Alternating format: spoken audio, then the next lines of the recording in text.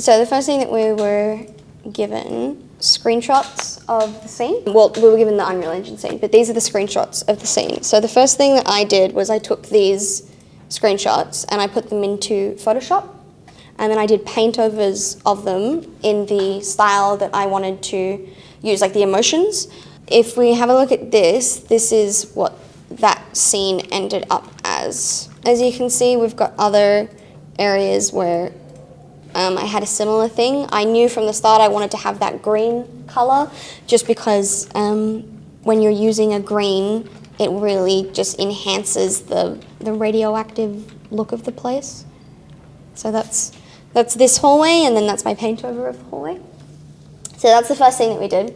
Then after that, I started experimenting with different lighting. I also made a mood board. Mood boards are pretty important in the process, I think, because you really want to have a very, very clear idea of what you're going to do before you start. Alongside this project, I was doing a lot of classes as well in lighting and VFX, so I was learning about different lights in Unreal Engine and how they're used. I was learning about composition and color theory as well. Then I decided that I was going to add all of the lights in. So that's the first thing that I did, was add in all of these lights up here. I just used spotlights for these, and then for these bars I used rect lights or rectangle lights. They're pretty expensive, so you don't want to use a lot of them. I use them for mostly really densely lit areas or for TV screens as well, so all the TV screens are rect lights. Then after I lit this scene, I decided that I wanted to add VFX, and that was the next part of the class. Once we'd submitted our lighting, then we were now doing VFX for the scene. So the three VFX that I chose to do was this material shader. The tree leaves are holograms, so they come in and out.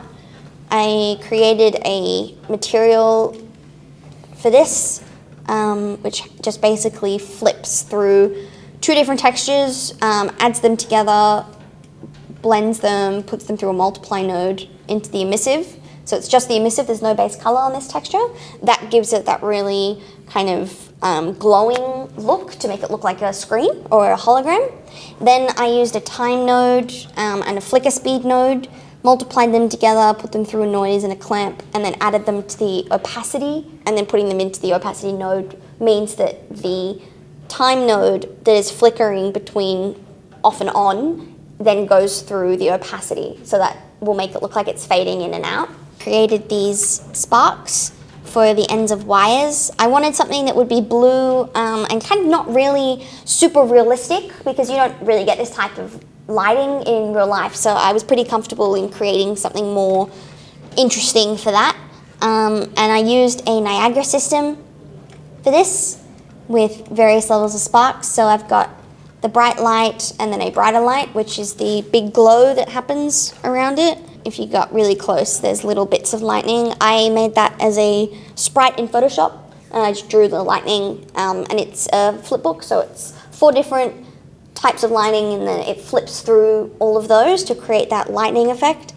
Then I did the blue sparks coming off, and then I did the pink sparks coming off, so they kind of go off and bounce. I really wanted to create something where I had just really dense fog. And the issue with using lots of volumetric fog is that then you can't see the skybox out the window. So I had to figure out a way to make fog that wasn't going to affect the lighting, basically. And the way that I ended up doing that was I made fog cubes. So in the scene, there are really big transparent cubes that have fog on them. So if I go to the fog cube, and then I just basically placed a whole bunch of them all around the scene, and they provided different levels of fog. And then I could go into the material that's on it and edit how much fog I wanted to have. Hardness, radius, and then emissive color, and then I just literally move those up and down and around. You can't see it in the scene because of the lighting in the scene, but you can see it in here, so you need to be looking at both when you're tweaking it. After that, I decided I wanted to add some moving particles, so I've got another Niagara system here, which is all my dust in the scene.